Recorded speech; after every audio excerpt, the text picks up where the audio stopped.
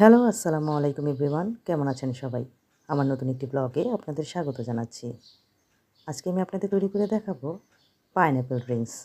অত্যন্ত সুস্বাদু মজাদার এই পাইনঅ্যাপল ড্রিঙ্কসটি আশা করছি আপনাদের ভালো লাগবে। এটির যেমন অনেক উপকারী গুণাগুণ রয়েছে, তেমনি এর স্বাদও খেলে বুঝতে পারবেন কতটা ভালো লাগে। গরমের সিজনে এটি হতে পারে আপনার জন্য একটি বেস্ট ড্রিঙ্কস।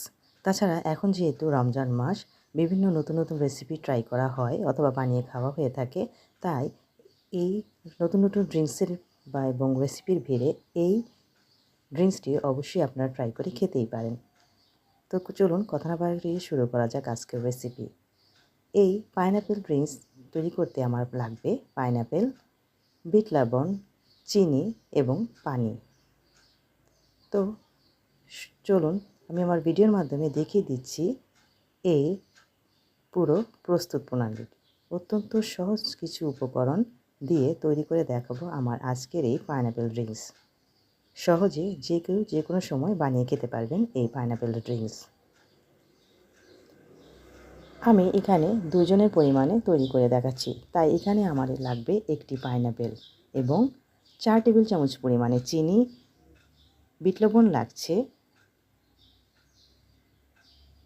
3 চিমটি পরিমাণে এবং পানি লাগছে আমার এখানে 1 গ্লাসের মতো। আমি এখানে একটি গ্রাইন্ডার জার নিয়ে নিয়েছি, তার মধ্যে দিয়ে দিচ্ছি 1 কাপ পরিমাণে কিউব করে কাটা পাইনঅ্যাপেল, তার মধ্যে দিয়ে দিচ্ছি বিট লবণ 3 চিমটি পরিমাণে এবং দিয়ে দিলাম চিনি 4 টেবিল পরিমাণে। এখানে আমি পানি দিচ্ছি হাফ কাপ পরিমাণে।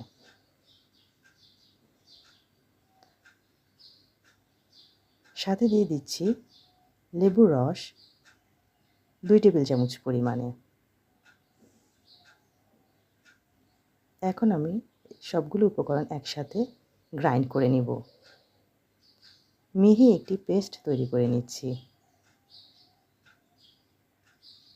ব্যাস, আমার পেস্ট করা হয়ে গেছে। এখন এগুলোকে আমি একটি স্ট্রেনারে দিয়ে ছেঁকে নিচ্ছি।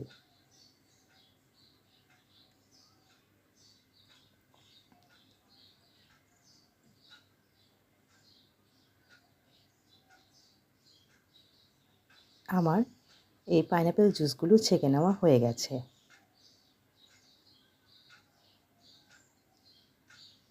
এখন এখানে আমি 2টি পরিবেশন গ্লাস নিয়েছি।